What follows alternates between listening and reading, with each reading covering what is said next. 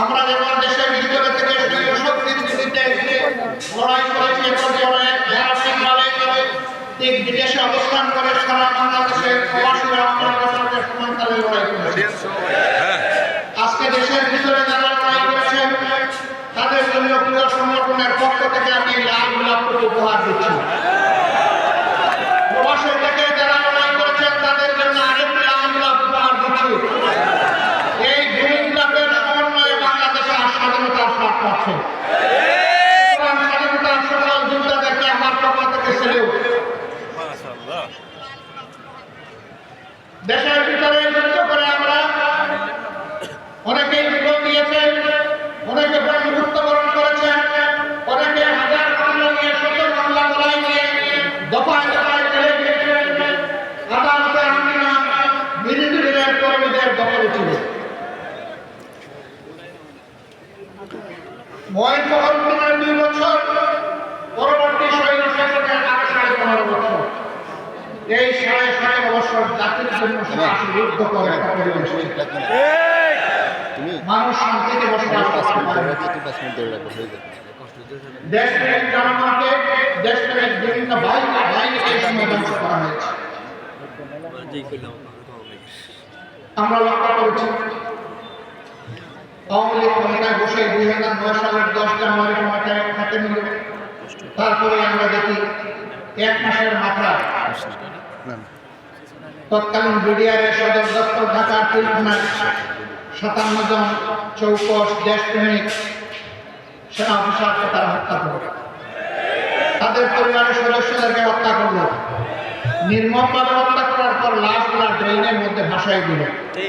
কিছু লাশ তারা গোপন করে ফেললেন। রাতের আধারে হত্যাকাণ্ড সংঘটিত করে আগুন দিয়ে খুনিদের পিলখানা থেকে বের হয়ে আবার নিরাপদ রাস্তা তৈরি করে দিল। 2টা তদন্ত কমিশন হলো, একটা করলো সেনাবাহিনী, আরেকটা করলো সরকার। সেই তদন্ত কমিশনের কিছুই জনগণকে জানতে দেওয়া হলো না। কারণ সরসায় যদি বুথ থাকে, বুথ ছাড়াবে কে?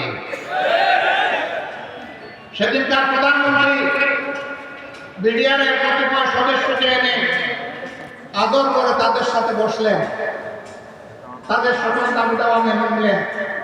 ওদিকে সেনাবাহিনীকে তাদের সহকর্মীদেরকে সাহায্য করার রাস্তা বন্ধ করে রাখলেন।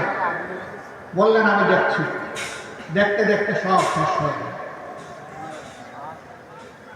সেনাবাহিনীর রিপোর্টটি জাতির জানা দরকার ছিল, কারণ তাদের সহকর্মীদেরকে কারা হত্যা করেছে সবার চাইতে তাদের বেশি জানার কথা, কিন্তু তা জানতে দেওয়া হয়নি। আমরা সরকারের কাছে দাবি জানাই, পুরা ঘটনা আদ্যপান্ত সুষ্ঠ নিরপেক্ষ তদন্ত অবশ্যই করতে হবে। কারণ এই দুর্ঘটনার মধ্য দিয়ে আমাদের দেশপ্রেমিক সেনাবাহিনীর মনোবলকে ধ্বংস করা হয়েছে, বিডিআরকে পতন করা হয়েছে। আগে বিডিআর ছিল সীমান্তের অতন্ত্র প্রহরী, তাদের লগতে ছিল বাংলাদেশের রাইফেল, এখন তাদেরকে বানানো হয়েছে সীমান্তের চৌকিদার। তাদেরকে অপমানিত করা হয়েছে। এরপরে তারা পরের বছর আঘাত দিয়েছে আবেগ দেশপ্রেমের বাস্তব নমুনা। ধীরে ধীরে বাংলাদেশের যারা অন্যায়ের সাথে কখনো আপোষ করেনি, দেশের স্বার্থ নিয়ে কারোর সাথে মাথা ব্যথা করেনি, সেই বাংলাদেশ জামাত ইসলামের উপর ষড়যন্ত্র করে জামাত ইসলামের নেতৃবৃন্দকে হত্যা করা হয়েছে। প্রিয় সম্মানিত বন্ধুগণ, যারা দেশপ্রেমের পক্ষে দাঁড়িয়েছেন, দেশবাসীর স্বার্থের পক্ষে দাঁড়িয়েছেন, এই সরকার তাদের উপরে আঘাত দিয়েছে। সবচেয়ে বেশি আঘাত দিয়েছে আলেম ওলামার উপর, এমনকি আঘাত দিয়েছে বিবেকী সাংবাদিকদের উপর। এরা হত্যা করতে কাউকে ছাড়ে না, হত্যার মিশন নিয়ে তারা নেমেছিল। আর তাদের ক্ষমতার শেষ দিন পর্যন্ত জনগণকে তারা হত্যা করেছে। এই 24-এর গণহত্যার এরা নায়ক নায়িকা। জাতীয়দের বিচার চায়, এদের প্রত্যেকের বিচার চায়, প্রত্যেকটি ঘটনার বিচার চায়। এই বিচার অবশ্যই করতে হবে। তবে এবারকার এই পরিবর্তনের সাথে সাথে আমরা বলেছিলাম যে আমরা ব্যক্তিগতভাবে, দলগতভাবে কারোর উপর প্রতিশোধ নেব না, আইন হাতে তুলে নেব। প্রতিশোধ নেওয়ার মানে হচ্ছে আইন হাতে তুলে নেওয়া। আমরা আইন হাতে তুলে নেব না, কিন্তু প্রত্যেকটি ঘটনার আমরা বিচার চাই। এ বিচার যদি না হয় তাহলে বিচারহীনতাই সন্ত্রাসীদেরকে আরো সন্ত্রাস করার শক্তি যোগাবে। আমরা কি বাংলাদেশে আবার সন্ত্রাস দেখতে চাই? যদি সন্ত্রাস দেখতে না চাই তাহলে অবশ্যই বিচার হতে হবে। দেশে আহত নিহত অক্ষত যারাই লড়াই করেছেন সবাইকে যেমন আমরা সালাম জানাই, ঠিক বিদেশের মাটিতে সেখানে আন্দোলন সংগ্রাম করা আরো ছিল না।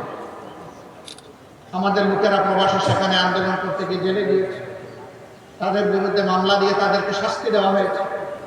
এখনো দেশের বিদেশের বিভিন্ন জেলে বাংলাদেশের সেই আন্দোলনকারী জনতা রয়েছে।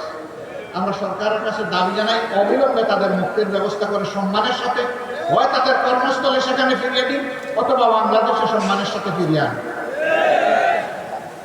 এই যুদ্ধে দেশের সমস্ত মিডিয়া তারা চাইলেও সত্যের পক্ষে শক্ত করে দাঁড়াতে পারেনি। দুই একটা মিডিয়া যারা দাঁড়ানোর দুঃসাহস দেখতেছে তাদেরকে ঠান্ডা করা হয়েছে, দমন করা হয়েছে, তাদের উপর নির্যাতন চালানো হয়েছে। কিন্তু বিদেশ থেকে আমাদের মিডিয়া যোদ্ধারা সমান তালে তারা যোদ্ধা দিয়েছে। আমি তাদের সকলকে সম্মান জানাই। আপনাদের কুমিল্লার একজন সন্তান, তিনি সেই যুদ্ধ করা শুরু করেছিলেন 15.5 বছর আগে, এখনো তিনি যুদ্ধ অব্যাহত রেখেছেন। তাকে হয়তো আপনারা অনেকে জানেন, অনেকে জানেন না। এই কুমিল্লার দক্ষিণ সদরেই তার বাড়ি, সাইফুর রহমান সাগর, যিনি কুকুরের পরিচালক। এখনো দেখবেন ভারতীয় আগ্রাসনের বিরুদ্ধে তার নিজে সবচেয়ে বেশি সোচ্চার, এবং তিনি আসলে কারা সাম্প্রদায়িক। তিনি প্রমাণ করে দিচ্ছেন বাংলাদেশ সাম্প্রদায়িকতার দেশ নয়, বাংলাদেশ ভালোবাসার দেশ, বাংলাদেশ বিভিন্ন গোলাপের সমন্বয়ের দেশ। এই দেশে সকল ধর্মের বর্ণের সমস্ত মানুষ আমরা মিলেমিশে আছি, কারণ বাংলাদেশ আমাদের সমাজ। আমরা এবার বলেছি, সোচ্চারভাবে বলেছি, আমরা বাংলাদেশে কোনো মেজরিটি মাইনরিটি মানি না। বাংলাদেশে যারাই জন্মগ্রহণ করেছে তারা সকলেই বাংলাদেশের গর্বিত নাগরিক। এই মাইনরিটি শব্দ বলে বলে অন্যান্য ধর্মের ভাই বোনদেরকে ব্যবহার করে একটি গোষ্ঠী মূলত দেশের বাইরে থেকেই তাদের স্বার্থ হাসিল করতে চায়। এখন আমাদের এই ভাই বোনেরা এটা বুঝতে পেরেছেন, তারাও সোচ্চার হয়েছে। আপনারা দেখেছেন ভারতীয় হলুদ মিডিয়া যখন বাংলাদেশের বিরুদ্ধে নিকৃষ্ট যুদ্ধ শুরু করেছে, মিথ্যা তথ্য ছড়াচ্ছে, তখন জগন্নাথ হল থেকে আমাদের হিন্দু ছেলেমেয়েরা বের হয়ে তার প্রতিবাদ করেছে। কারণ তারা প্রমাণ করেছে যে সমাজের সবাই, তোমরা যা বলো তা অসত্য, তা মিথ্যা, তোমরা আমাদেরকে ব্যবহার করে তোমাদের মর্যাদা হাসিল করতে চাও, সেই সুযোগ আমরা তোমাদেরকে দেব না। কেন ভারত এটা করে আমাদের সাথে? আমরা তাদের কি ক্ষতিটা করেছি? ভারতের কোনো আভ্যন্তরীণ ব্যাপারে আমরা হস্তক্ষেপ করেছি? ভারত বলে আমাদের দেশের সাম্প্রদায়িক সহিষ্ণুতার অভাব, সম্প্রীতির অভাব। হ্যাঁ, মানুষ দেখতে পাচ্ছে কোন বৎসর কতটা কোন ধরনের মানুষ ভারতের উগ্র একটি সাম্প্রদায়িক গোষ্ঠীর কাছে নির্মমভাবে নিহত হয় সারা বিশ্ব তার সাথে। বাংলাদেশে এই ধরনের নিকৃষ্ট ঘটনা ঘটে না। সর্বশেষ একটা চরমপন্থী সংগঠনের হাতে নির্মমভাবে চট্টগ্রামের আদালতে একজন আইনজীবীকে খুন করা হয়েছে। তারা চেয়েছিল এই খুনের মাধ্যমে একটা খুনের গুলি ফেলতে। বাংলাদেশের মানুষ তাদের মুখে চুনকালি লেপে দিয়েছে। বাংলাদেশের মানুষ ধৈর্যের পরিচয়, সহিষ্ণুতার পরিচয় দিয়ে বলেছে এ খুনের সাথে যারা জড়িত তাদের বিচার হবে, কিন্তু তাই বলে নির্বিচারে আমরা সবার গায়ে হাত ফেলতে চাই না। ভারতে এমন একটা উদাহরণ দেখাতে পারেনি, তাদের দেশের বুকে আছে। আপনারা দেখেছেন গতকাল বিভিন্ন ধর্মে যারা সম্মানিত ব্যক্তিবর্গ তাদেরকে নিয়ে প্রধান উপদেষ্টা একসাথে এক কাতারে দাঁড়িয়ে আওয়াজ তুলেছেন, এদেশ আমাদের সবার, আমরা এখানে কোনো সাম্প্রদায়িক বিভাজন চাই না। আমরা ধন্যবাদ জানাই আমাদের প্রধান উপদেষ্টাকে তার এই মহৎ উদ্যোগ নেওয়ার জন্য। উদ্যোগ নিয়েছেন, উদ্যোগ নিয়ে থেমে গেলে হবে না, এই যাত্রা আমাদের অব্যাহত রাখতে হবে। এর আগের দিন তিনি সমস্ত রাজনৈতিক দেশপ্রেমিক, ফ্যাসিবাদ বিরোধী, সাম্রাজ্যবাদ বিরোধী জাতীয় রাজনৈতিক নেতৃবৃন্দকে নিয়ে তিনি এক কাতারে দাঁড়িয়েছেন। সবাই আমরা একই আওয়াজ তুলেছি, আমরা কোনো আগ্রাসন সহ্য করব না। বাংলাদেশের 1 ইঞ্চি জমি আমরা কাউকে ছেড়ে দেব না। আমাদের জীবন দিব, তবু বাংলাদেশের 1/2 ইঞ্চি জমি আমরা ছেড়ে দেব। এটি আমাদের কমিটমেন্ট। সম্মানিত ভাই বোনেরা, এই দেশ তাহলে আগামীতে কি হবে? এই দেশকে কে গড়বে? এই দেশ গড়তে হলে কিছু ছাত্রাবাস মুক্ত হাত দরকার, কিছু চরিত্রবান দুর্নীতিমুক্ত মানুষ দরকার, কিছু দেশপ্রেমিক চিন্তাশীল বিচক্ষণ মানুষ দরকার। এই বিচারটা করবে কে? আমাদের হাইকোর্ট না জজকোর্ট না সুপ্রিম কোর্ট? এই বিচার করবে জনতার আদালত। জনগণকে বোকা ভাবার কোনো কারণ নেই। আমরা জনগণের উপর আলহামদুলিল্লাহ পূর্ণ আস্থা রাখি। জনগণ বিচার করবে অতীত কার কেমন ছিল, বর্তমান কার কেমন, আর ভবিষ্যৎ কার কেমন হতে পারে। অতীত, বর্তমান এবং ভবিষ্যৎ বিবেচনায় জনগণ সিদ্ধান্ত নেবে। আমরা সেই সিদ্ধান্তের অপেক্ষা। তাহলে সিদ্ধান্তটা আসবে কিভাবে? অবশ্যই নির্বাচনের মধ্যে দিয়ে। সেই নির্বাচন হতে হবে সুষ্ঠু, অবাধ এবং গ্রহণযোগ্য। এখানে পেশি শক্তি অথবা টাকার খেলা চলবে না। এই রাস্তা বন্ধ করতে হবে। এই রাস্তা যদি বন্ধ করতে হয়, তাইলে কতগুলো প্রয়োজনীয় সংস্কারও আনতে হবে। সেই সংস্কারে সরকার হাত দিয়েছে। আমরা সরকারকে অনুরোধ করবো সংস্কারে গতি বাড়ানো। সংস্কারে গতি বাড়িয়ে মৌলিক সংস্কারগুলো করে একটা সুষ্ঠু নির্বাচন জাতিকে উপহার দেন। আপনারা যেন ইতিহাসে স্মরণীয় হয়ে থাকতে পারেন। আপনাদের নিজস্ব কোনো এজেন্ডা থাকবে না। এজেন্ডা, জাতীয় এজেন্ডা একটাই, যে একটা সুন্দর সুষ্ঠু নির্বাচন আপনারা উপহার দেবেন। তার জন্য যখন সংস্কার প্রয়োজন তাই আপনারা করবেন। আমরা আপনাদেরকে চাপ দিচ্ছি না। আবার অনুরোধ করব, আপনারা মূল্যবান সময়টাকে নষ্ট করে দীর্ঘায়িত করবেন না। আপনারা যৌক্তিক সময়ের ভিতরে নির্বাচন জাতিকে উপহার দিন। জাতি গত 3টা টার্ম তাদের নিজস্ব ভোটের অধিকার প্রয়োগ করতে পারেন। বিশেষ করে জাতির 42% ভোটার যারা যুবক, তারা একটা ভোট দিতে পারবে। আমরা আমাদের যুবকদের হাত দিয়ে, যুবকদের মুখ শিখিয়ে যুদ্ধ করা এবং রক্তের বিনিময়ে এই স্বাধীন পরিবেশ করে পেয়েছি। আমরা চাই আগামীতে তারা শুধু ভোট দেবে না, তারা জাতিকে নেতৃত্ব দেবে ইনশাআল্লাহ। আমরা একটা যুব সমৃদ্ধ বাংলাদেশ গঠন করতে চাই। আমরা আমাদের যুবকদের হাতকে ব্যাপারের হাত হিসাবে দেখতে চাই না। আমরা আমাদের যুবকদের হাতকে উন্নয়নের হাত হিসাবে দেখতে চাই, কর্মীর হাত হিসাবে দেখতে চাই, দেশপ্রেমিকের হাত হিসাবে দেখতে চাই, জনতার পাশে দাঁড়ানো হিমালয়ের পর্বতের মতো শক্তি হিসাবে দেখতে চাই। প্রিয় সংগ্রামী কুমিল্লাবাসী, আপনাদের প্রিয় নেতা বলেছেন 2টা যৌক্তিক কথা। একটা এয়ারপোর্ট, সেই ব্রিটিশ আমল থেকে এখানে তখন বিশ্বযুদ্ধের জন্য ঘাঁটি গাড়া হচ্ছে। এইরকম ঘাঁটি গাড়া সবগুলোই কিন্তু এয়ারপোর্ট হয়ে গেছে দুর্গ ছাড়া। একটা কুমিল্লা আর একটা শমশাননগর। অতটা জরুরি নয় আরেকটা এয়ারপোর্ট করা, কারণ সিলেটে কিন্তু কুমিল্লা তো অনেকগুলো জেলার কেন্দ্র। এটা খুবই যৌক্তিক দাবি। এই দাবি আমরা শতভাগ সমর্থন করি। প্রধান উপদেষ্টার নেতৃত্বে বর্তমান সরকার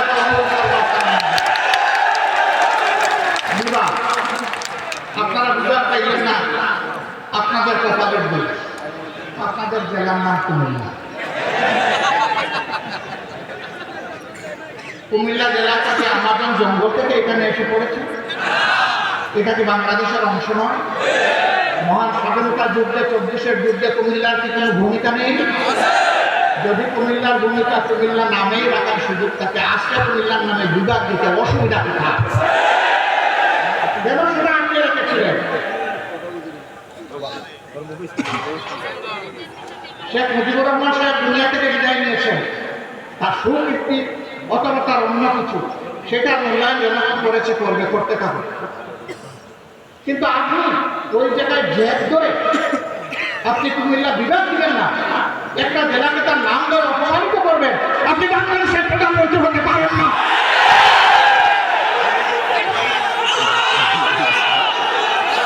বাংলাদেশের যিনি প্রধানমন্ত্রী হবেন, তাকে বাংলাদেশের প্রতি ইঞ্চি জমিকে সম্মান করতে হবে।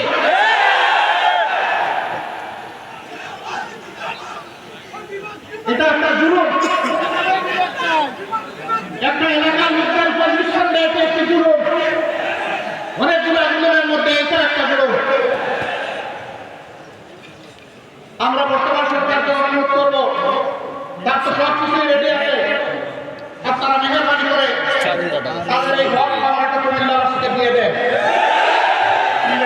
নামের জন্য কুমিল্লাবাসী যুদ্ধ করে নাই, বলে নাই সুরমা নদীর নামে করেন, কুশিয়ার নামে করেন, তিতাসের নামে করেন, এটার নামে করেন, ওটার নামে করেন। কুমিল্লাবাসী এটা বলেন নাই। কুমিল্লাবাসী বলেছে আমাদের নামেই আমাদের পরিচয়, আমাদের বিভাগটা দিয়ে দেন।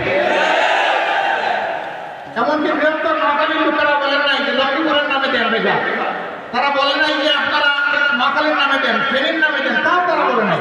তাহলে তারা যদি কেউ না বলে কুমিল্লার নামে বিভাগ হবে না কেন? বিভাগ হওয়া উচিত। বরঞ্চ আরেকটা কারণে হওয়া উচিত যে একটা নামের প্রতি অপমান করা হয়েছে, যত তাড়াতাড়ি পারেন দিয়ে সম্মানটা ফিরে দেন। আমরা এমন একটা বাংলাদেশ গঠন করতে চাই যে বাংলাদেশে কোনো বৈষম্য থাকবে না। আপনারা সবাই রাজি আছেন? স্টেজের লোকেরা রাজি না, কারণ আপনারা সাধারণ চেয়ার তার মধ্যে আবার ওটার প্রায় খাওয়া দেওয়া আছে। তো আমি বৈষম্য বেশি দূর করতে পারিনি, এটা তুমি আমার সামনে আগামীতে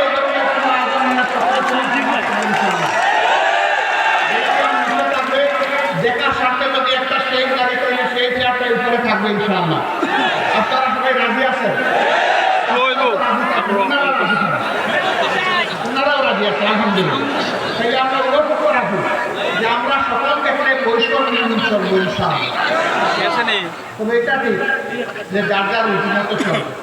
যেমন আমার গায়ে একটা সবরিয়া বা একটা কটি আছে, তাই বলে সবাইকে কটি করতে হবে। ব্লেজার যার পছন্দ তিনি ব্লেজার করবেন, শীতের দিনে চাদর যার পছন্দ তিনি তাই করবেন। কিন্তু সামাজিক ক্ষেত্রে আমরা ইনশাআল্লাহ সমান থাকবো। দেখেন বৈষম্যের শিকার হয়ে ব্যাগগুলো করতে বসে এই মাত্র।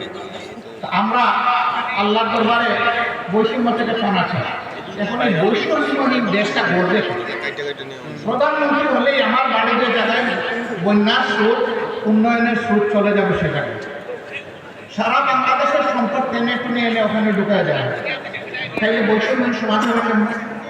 যুক্তি হলো যে সাবেক আমলে আমার এলাকা ছিল বঞ্চিত, এখন প্রকৃতির কাজা আপনারা সবাই আলাদা করতে।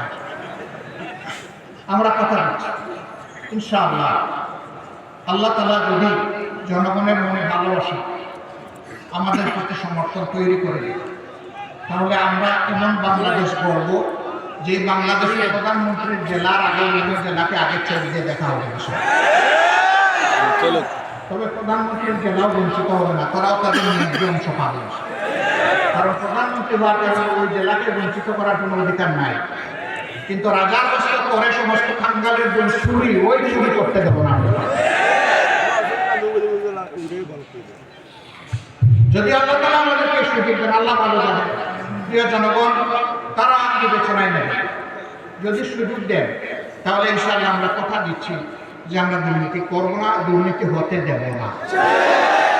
এবং তার কি কোনো প্রমাণ আছে? একটু আছে তো ভাই। 2001 থেকে 6 সাল জামাতে ইসলামের যে দেশপ্রেমিক নেতৃবৃন্দকে খুন করা হয়েছে বিচারিক আদালতে, তারা তো 2 জন 3 মন্ত্রণালয়ের দায়িত্ব পালন করেছেন। বলেন বাংলাদেশের কেউ কোনো দুশ্মনও আমাদের তাদের হাতে একটু দুর্নীতির গন্ধ লাগাইতে পেরেছে? কেন? একটাই কারণ, তারা আল্লাহকে ভয়। আমরা আশা করব যাদের হাতে আগামীতে দায়িত্ব আসে তারা যেন আল্লাহকে ভয় করে। যদি আল্লাহকে ভয় করে চলে তাহলে আল্লাহর ভয় আর দুর্নীতি দুইটা পাশাপাশি চলতে পারে। দুর্নীতি তখন দুর্নীতির মৃত্যু হবে এবং সুনীতির জয় হবে ইনশাআল্লাহ। আমাদের শিক্ষা ব্যবস্থাকে একটা ক্রীড়া শিক্ষা ব্যবস্থা বানানো হবে। মাস্টার্স, তারপরে গ্রাজুয়েশন, ওইদিকে কামিল, আলেম, হাজেম, এই সমস্ত ডিগ্রি নিয়ে লোকেরা দুয়ারে দুয়ারে ঘুরে একটা ন্যায্য চাকরি পাওয়ার আশা। 2টা কারণে পায় না। একটা কারণ হলো মামু এবং খালা খেলায় আর বাসে না। আরেকটা কারণ হলো সে যে সার্টিফিকেটটা নিয়ে এসেছে, এটা তার সার্টিফিকেটের সাথে তার কোয়ালিটি প্রমাণ হয়। কেন হয় না? 2টি কারণে হয়। প্রথম শিক্ষা ব্যবস্থা হচ্ছে নৈতিকতাবিহীন শিক্ষা ব্যবস্থা, বুকবাদী শিক্ষা ব্যবস্থা। এই বুকবাদী শিক্ষা ব্যবস্থা তাকে শিখিয়েছে বড় পণ্ডিত হয়ে সূক্ষ্মভাবে কিভাবে রাষ্ট্রের ধন চুরি করতে হবে। 2 নম্বর কারণ হলো চুরিটাও তো ভালো করে শিখবে, দুটা কাছে নিয়ে বের হয়ে গেছে, মানে ওখান থেকে জাগতিক শিক্ষাটাও ভালো নিতে পারে। এই 2 জায়গাকে প্রপারলি দেখে সাজানো হবে যাতে বাংলাদেশের শিক্ষা দুনিয়ার জন্য অনুসরণ।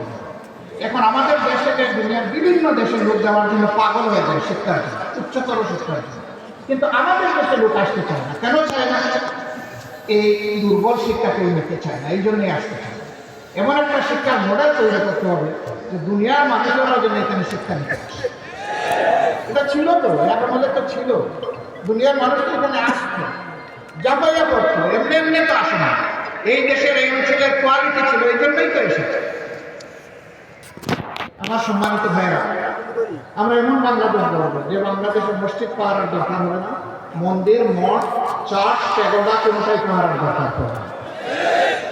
সকল ধর্মের মানুষ তার ধর্ম, তার কর্ম সে তার মতো করে করবে, সেখানে কেউ হস্তক্ষেপ করার দুঃসাহস দেখাবে। তবে এটা কি ধর্মের নামে কেউ অন্যের ধর্মের ব্যাপারে হিংসা এবং বাড়াবাড়ি করে মাঝে মাঝে উস্কাইয়ে দেওয়া হয় মানুষের অনুভূতিতে। যারা দুষ্ট, যারা এটা উস্কাইয়ে দেয়, এরা সুস্থ মস্তিষ্কের মানুষ না, এদের ভিন্ন এজেন্ডা আছে, এগুলো আমরা করতে দেবো। প্রিয় ভাইরা, এখানে আপনারা অনেকে ফ্ল্যাগ নাড়বেন, মেরেছেন, হয়তো আবার নাড়বেন। 2টা ফ্ল্যাগ ছাড়া আপনি ফ্ল্যাগ এখানে উঠবেন। একটি বাংলাদেশের ফ্ল্যাগ আর একটা বাংলাদেশ জামাতে ইসলামের লোগো সম্বন্ধিত ফ্ল্যাগ। এর বাইরে মেহরবানি করে কোনো ফ্ল্যাগ এখানে উড়াবেন। কারো হাতে থাকলে এটা নিচে রেখে দেবেন।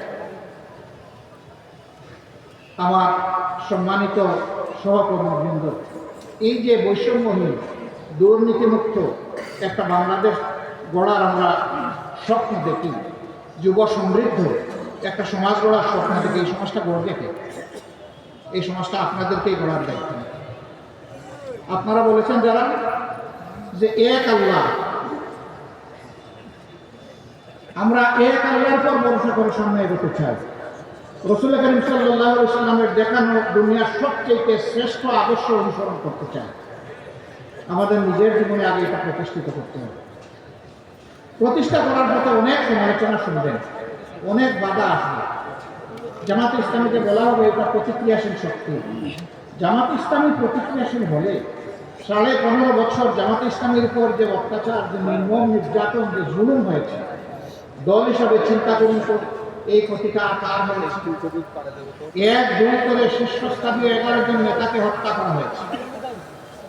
তাদের রক্তে বেঁচে আজকের এই বাংলাদেশ। তাদের সহকর্মীদেরকে হত্যা করা হয়েছে, তাদের রক্ত বেঁচে বাংলাদেশ। আমাদের প্রত্যেকটা অফিসকে সিলগালা তালাবদ্ধ করে রাখা হয়েছে। একটা মুহূর্তের জন্য আমাদেরকে ঢুকতে দেওয়া হয়নি, এটা অন্য কারোর জন্য। আমাদের নিবন্ধন সংগঠনের কেড়ে নেওয়া হয়েছে, এটা করা হয়। শেষ মুহূর্তে দিশা আনা হয়ে আমাদেরকে নিষিদ্ধ করে ঘোষণা করা হয়েছে, এটাও করা হয়। হ্যাঁ, হয়েছে। অন্য সকল দলের সরকারের প্রতিপক্ষ আলিম উলামা সহ বিভিন্ন দল সহ মানুষ খুন করা হয়েছে, গুম করা হয়েছে, তা আমাদেরও করা হয়েছে। কিন্তু এই 4 জিনিস আর করা হয়। কেন একটা জ্বালা আমাদের উপর? ওই যে প্রথমেই বলেছি, বাংলাদেশ জামাত ইসলামী পরীক্ষিত দেশপ্রেমিক শক্তি, বাংলাদেশের স্বাধীনতা সার্বভৌমত্বের ব্যাপারে কারোর সাথে আপোষ করেনি, কারোর সাথে আপোষ করছে না, এবং ইনশাআল্লাহ কারোর সাথে আপোষ করবে না। এই কারণেই জামাতে ইসলামের উপরে এই আক্রোশ ছিল। সম্মানিত ভাই বোনেরা, বলা হয় এরা যদি ক্ষমতায় যায় তাহলে মহিলাদেরকে ঘরের বাইরে আসতে দেন। একজন সাংবাদিক মহিলা আমাকে প্রশ্ন করেছেন, আপনারা ক্ষমতায় গেলে দেশটা কি আফগানিস্তান হবে না পাকিস্তান হবে? আমি বললাম ইনশাআল্লাহ বাংলাদেশ হবে, ভালো বাংলাদেশ হবে। এটা আফগানিস্তান হবে না পাকিস্তান হবে? আপনি এর দ্বারা কি বলছেন? তিনি বললেন, আপনারা ক্ষমতায় গেলে মহিলাদেরকে পেশাগত দায়িত্ব পালনে দেখতে চাইবেন না, সবাইকে আপনারা বুরকা পরার কথা বলবেন। আমি বললাম, মহিলারা তাদের যোগ্যতার প্রমাণ দিবেন, পেশাগত দক্ষতার প্রমাণ দিবেন, 2টা ভালো জিনিস সাথে পাবেন। একটা হচ্ছে মর্যাদা, আর একটা হচ্ছে নিরাপত্তা। এখন সমাজে সেই মর্যাদাও দেওয়া হয় না, নিরাপত্তা তো নাই। তখন সব জিনিসের সাথে এই 2টাও নিশ্চিত করা হবে। কেন তারা পারবেন না? রাসূল করিম সাল্লাল্লাহু আলাইহি ওয়াসাল্লাম যুদ্ধের ময়দানে মহিলাদেরকে সুযোগ দিয়েছেন যুদ্ধ করার। আমরা কে মহিলাদেরকে ঘরের মধ্যে তালাবদ্ধ করে রাখা, আর মহিলারা ঘর থেকে বের হবে না, তার সামাজিক দায়িত্ব নাই, তার পেশাগত দায়িত্ব নাই। উম্মাহাতুল মুসলিমিন উম্মতের উস্তাদের কাজ করেছেন, তারা কেন শিক্ষকতার কাজ করতে পারে না? রাষ্ট্রের গুরুত্বপূর্ণ বিষয়ে তাদেরকে পরামর্শে সামিল করেছেন, তারা কেন রাষ্ট্রের সিদ্ধান্তে সামিল থাকবেন না? ইনশাআল্লাহ মর্যাদার সাথে, নিরাপত্তার সাথে তারা যদি এই নতুন বাংলাদেশে একজন নাগরিক হয়ে তারা গর্ববোধ করবেন যে আমি এমনই একটা বাংলাদেশের নাগরিক ইনশাআল্লাহ। সম্মানিত কুমিল্লাবাসী, যদিও এখানে আমাদের দলীয় সহকর্মীরাই আছেন, হয়তো বাইরে কিছু শুভাকাঙ্ক্ষী আমাদের কথা শুনতে পাচ্ছেন, কিন্তু আমি ধরে নিচ্ছি আপনারা কুমিল্লাবাসীর প্রতিনিধি। এই জন্য আমি আপনাদেরকে এইভাবেই অ্যাড্রেস করছি। আজকের এই আওয়াজ আমাদের সহকর্মী বোনেরাও শুনতে পাচ্ছেন। অনুরূপ আরেকটি প্যান্ডেলে তাদের আয়োজন করা হয়েছে। আমরা স্মরণ করিয়ে দিতে চাই, সৃষ্টির সূচনা হয়েছে একজন পুরুষ এবং একজন মহিলা, এবং আল্লাহর সৃষ্টিতে শুধু মানুষ নয়, প্রত্যেকটি প্রাণীর জুড়া আল্লাহ পয়দা করেছে, প্রত্যেকটি উদ্ভিদেরও জুড়া আল্লাহ পয়দা করেছে। আমি দায়িত্ব নিয়ে সায়েন্সের একজন ছাত্র হিসেবে বলছি, প্রত্যেকটি উদ্ভিদেরও জুড়া আছে। আল্লাহ বেজুড় কোনো কিছুই পয়দা করে না। আল্লাহ তাআলা এই জুড়া কেন পয়দা করেছেন? এই জুড়া মিলে তার সৃষ্টিকে আল্লাহ তাআলা সৌন্দর্য দান করেছেন, পূর্ণতা দান করেছেন। অতএব সেই পূর্ণতা নিয়েই বাংলাদেশ ইনশাআল্লাহ আগামীর গৌরবের বাংলাদেশ হবে ইনশাআল্লাহ। আমার সম্মানিত ভাইয়েরা, আমরা জাতীয় ঐক্য চাই, কোনো বিভেদ চাই না, বৈষম্য চাই না, কিন্তু অন্যায় যদি আমার দলও করে আমি তার বিরুদ্ধে প্রতিবাদ করবই, আমি চুপ থাকবো না। অন্যায় যে করবে আমাকে আওয়াজ দিতেই হবে।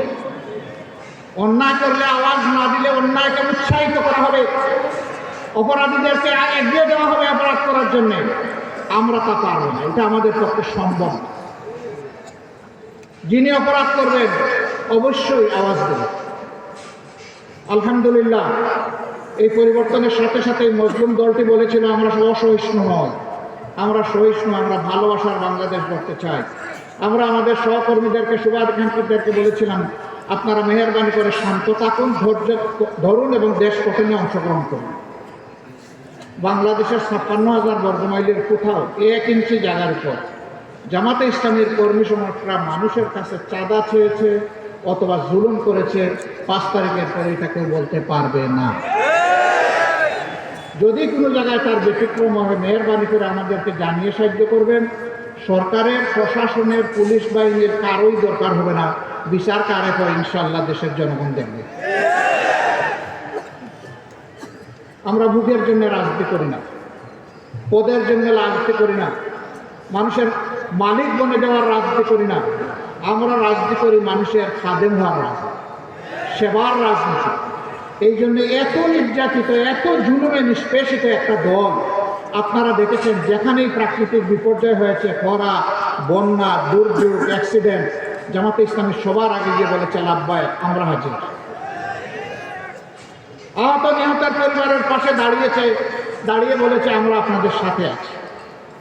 এবারও যারা শহীদ হয়েছে বিগত আন্দোলনে, প্রত্যেকটি পরিবারে, আমরা দল দেখি নাই, ধর্ম দেখি নাই, আমরা সম্মান করে তাদের পরিবারের কাছে গিয়েছি, তারা আমাদেরকে গ্রহণ করেছেন, আমরা সম্মানিত হয়েছি। আমরা তাদের পাশে দাঁড়িয়ে বলেছি শহীদ পরিবার জাতির সম্পদ, আমরা অবশ্যই আপনাদের সাথে আছি, পাশে আছি, একসাথে আছি, পরিবারের সদস্য হিসেবে আছি। কোনো কোনো জায়গায় এমন হয়েছে একজন রিক্সা চালক ভাই শহীদ হয়ে গিয়েছে, তার 6 মাসের অন্তঃসত্ত্বা স্ত্রী কেঁদে কেঁদে বলছে আমার গর্ভের সন্তানের কি হবে, দুনিয়ায় এসে কারে বাবা যাবে। অন্য মানুষের বাচ্চাগুলো যখন তাদের বাবার মুখের দিকে তাকিয়ে লাফালাফি করবে, আমার বাচ্চা তখন কি করবে? আমার এই গরিবের সংসারে আমরা তো ভালোই ছিলাম, এখন কি হবে? রাজশাহী সেই মেয়েটাকে বলেছিলাম মা, এখন আমরা তো এই পরিবারের সদস্য, তুমি, তোমার বাচ্চা এবং তোমার পরিবার, জামাতে ইসলামী যতদিন বেঁচে থাকবে ততদিন পর্যন্ত আমাদের সম্পদ, আমরা খেলে তোমরাও খাবে। আমাদের সন্তানরা লেখাপড়া করলে একই মানের লেখাপড়া তোমার সন্তানও করবে ইনশাআল্লাহ। ইতিমধ্যে তার কুলে আলহামদুলিল্লাহ একটা পূর্ণিমার চাঁদ, একটা বাচ্চা এসেছে। আমরা দোয়া করি আল্লাহ তাকে তাইয়িব হায়াত দান করুন। তার বাপের মতো সেও যেন জাতীয় বীর হতে পারে। তার বাবা লড়াই করতে গিয়ে এইটা চিন্তা করে নাই যে আমি রিক্সাওয়ালা, আমি মরে গেলে আমার পরিবার কেমনি চলবে, বরঞ্চ সে চিন্তা করেছে আমার জীবন যদি আমার জাতির হায়াত এনে দেয় তাইলে আমি আমার জীবন দিয়ে দেবো।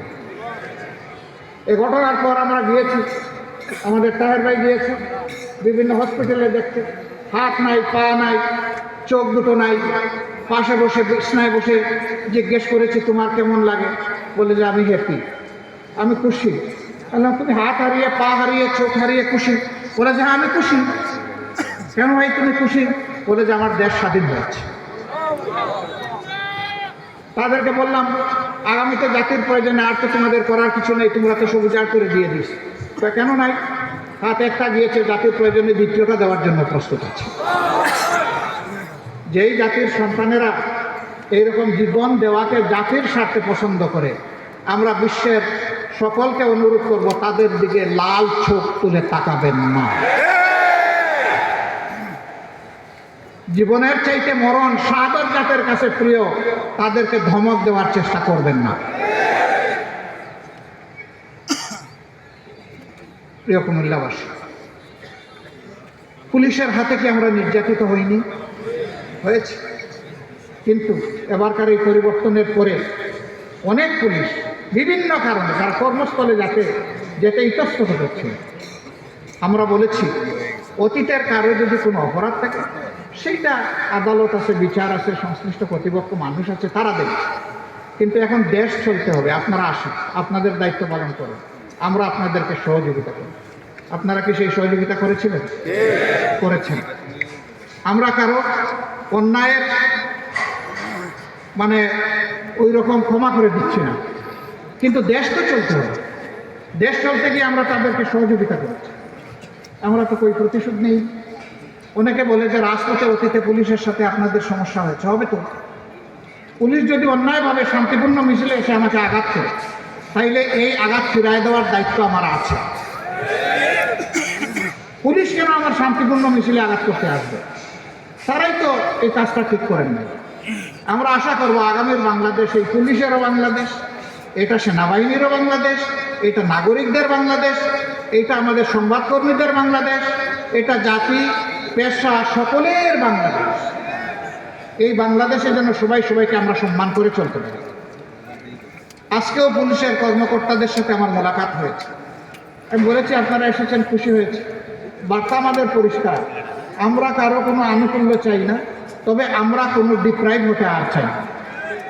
আমরা ফেভারিজমও চাই না, আমরা ডিসফেভারিজমও চাই না। আপনারা ন্যায়বোধ থাকেন, আমাদের সম্পূর্ণ সমর্থন এবং সহযোগিতা আপনারা পাবেন। কিন্তু অন্যায় করলে সেই আমরাই কিন্তু সবার আগে আবার প্রতিবাদ করি। এটি আমাদের ধর্ম। অন্যায় আর জামাতে ইসলামী একসাথে চলতে পারে না। এর মানে আমি এটা বলছি না যে আমাদের কোনো ভুল হয় না, আমরা কোনো অন্যায় করি না, না তা আমি বলবো না। আমরা মানুষ, আমাদের ভুল অবশ্যই হয়। সেই ভুল আপনি ধরিয়ে দেন, আমরা কথা দিচ্ছি এটা সংশোধন করবো ইনশাআল্লাহ। আমি যদি অপরাধ করি আমাকে বিচারের কাঠগড়ায় দাঁড় করান, আমি কথা দিচ্ছি সেই বিচারকে আমি সম্মান দেখাবো ইনশাআল্লাহ। কিন্তু আমি অপরাধ করি নাই, জোর করে আমাকে অপরাধী বানাবেন, তা জামাতে ইসলামী অতীতেও মানে নাই, আগামীতেও মানবেন। বহু চেষ্টা করা হয়েছে নেতৃবৃন্দকে মাথা নত করানো। নেতৃবৃন্দ বলেছেন যে আলহামদুলিল্লাহ আমরা গোলাপের বাগানে প্রবেশ করতে যাচ্ছি, মাথা নত করার কোনো প্রশ্নই ওঠে না। ফাঁসির রশি আমাদের কাছে অত্যন্ত প্রিয়, যদি সেই রশি আমাকে আল্লাহর জান্নাতে নিয়ে যায়। সেই রশি যদি ন্যায়ের পক্ষে হয়, অসত্যের বিরুদ্ধে হয়, জাতির কল্যাণে হয়, দেশপ্রেমের জন্য হয়, রশি 100টা মাথা পেতে নিতে রাজি আছে।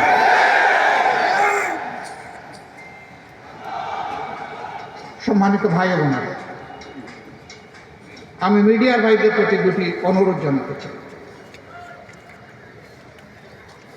মিডিয়াকে বলা হয় জাতির দর্পণ, আর মিডিয়ার সাথে যারা কাজ করেন কর্মকর্তা এবং সাংবাদিক বন্ধুগণ, তাদেরকে বলা হয় জাতির বিবেক। মানুষ বলে যে দুনিয়া একটা আদালত সবচেয়ে ভালো আদালত, এটার নাম বিবেকের আদালত। কথাটা সঠিক কিনা? বিবেক আল্লাহর দান।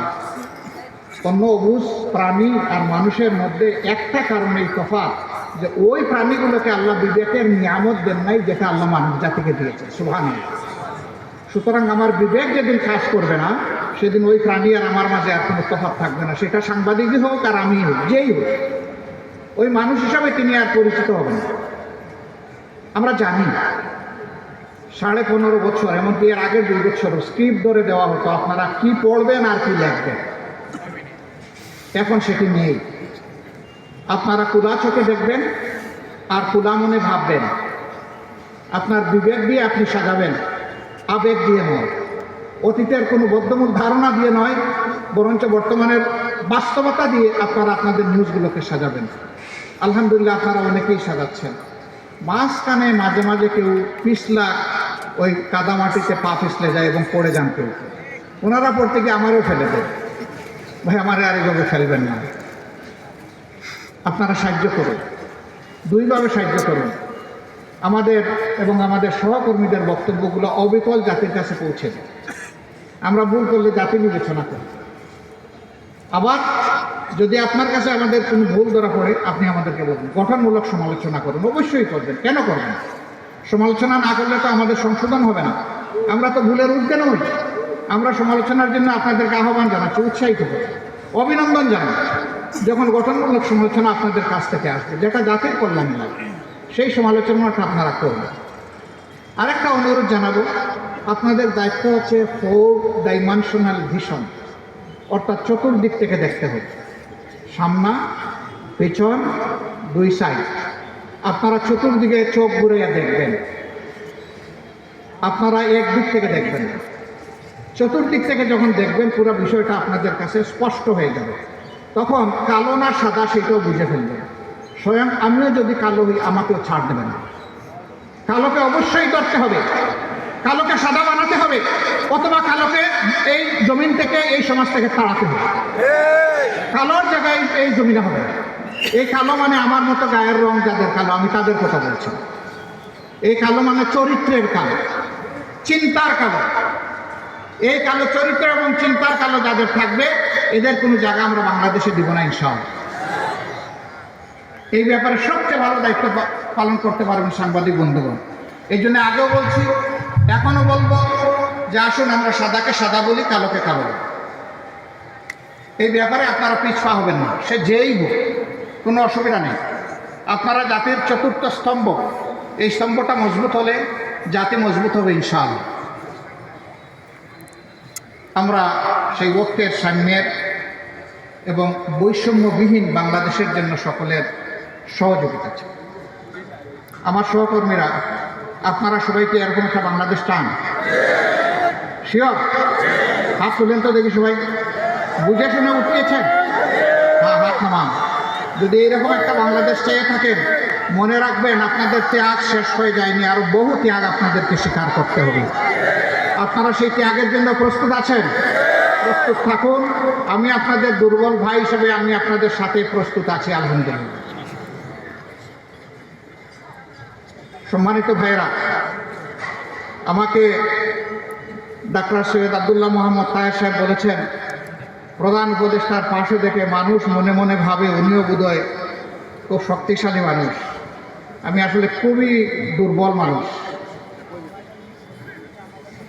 আমি অনেককে শক্ত করে কুচা দিয়ে কথা বলতে পারি না বলে অনেকে আবার গাল মেজা করে যে উনি আরো ধারালো চৌকস কথা বলে না কেন।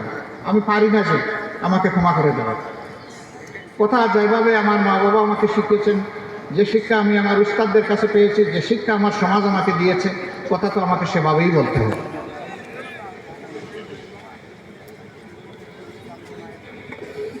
আমি আসলে সেই অর্থের কোনো মানুষ নই। তবে একটা কথা আপনাদেরকে বলতে পারি, উনি আরেকটা কথা বলেছেন, আমি মনে করছি আমার ব্যাপারে বেশি হয়ে গেছে। তিনি বলেছেন 24-এর এই যুদ্ধের আমি সেনাপতি ছিলাম। না, আমি সেনাপতিদের পাশে পানির গ্লাস নিয়ে দাঁড়িয়েছিলাম যে আমি তোমাদেরকে পানি পান করাতে এসেছি।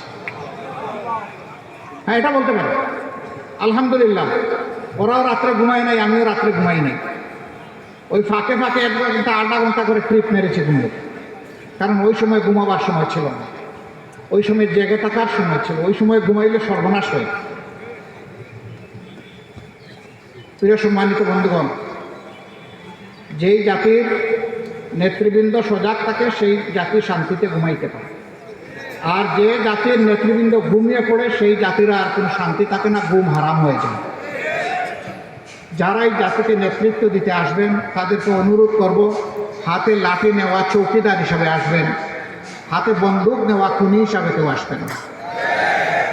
মানুষের ভোট নেওয়ার আগে পায়ে ধরে বাবা ডাকবেন, আর ভোট নেওয়ার পরে মালিক হয়ে তার উপরে ছড়ি ঘুরাবেন, এই মানসিকতা আর দেখাবেন না।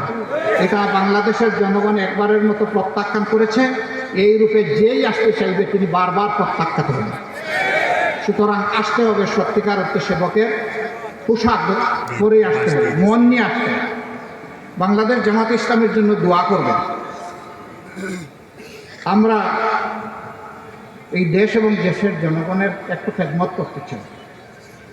আল্লাহ যদি এই খেদমতের জন্য আমাদেরকে উপযুক্ত মনে করেন, তাহলে দেশবাসীকে যেন আমাদের ভালোবাসার পাত্র বানায়। এই দেশবাসীর অন্তরে যেন আমাদের জন্য কিছু দোয়ার জায়গা আল্লাহ তৈরি করে দেন। আমাদের যে শহীদরা দফায় দফায় রক্ত দিয়েছেন সেই ৭১ সাল থেকে, আমি সবাইকে শুনি, যারাই রক্ত দিয়েছেন দেশের জন্য, জাতির জন্য, তাদের রক্তের ঋণটা যেন আমরা পরিশোধ করার সুযোগ পাই। আল্লাহ যেন এই তৌফিকটা আমাদেরকে দান করে। আমার সম্মানিত ভাইয়েরা, আল্লাহ তাআলা এই কুমিল্লাবাসীর প্রতি রহম করুন। তাদের দুইটা ন্যায্য দাবি থেকে কুমিল্লাবাসীকে দূরে রাখা হয়েছে, বঞ্চিত করা হয়েছে। তাদের দাবি অবিলম্বে বাস্তবায়িত হোক, আমরা দোয়া করি। আরও যে দাবিগুলো সঙ্গত দাবি আছে অন্যান্যদের মতো, সারা দেশের মতো, সেই দাবিগুলো তাদের বাস্তবায়ন, ওটাও দোয়া করি। আমরা সমতার, ন্যায্যতার, ভালোবাসা, অহিংসু একটা বাংলাদেশ গঠনের দিকে এগিয়ে যাই। আল্লাহ আমাদেরকে সাহায্য করুন। আসসালামু আলাইকুম ওয়া রাহমাতুল্লাহ। আল্লাহ হাফিজ। বাংলাদেশ জিন্দাবাদ। বাংলাদেশ জামাতে ইসলামী জিন্দাবাদ।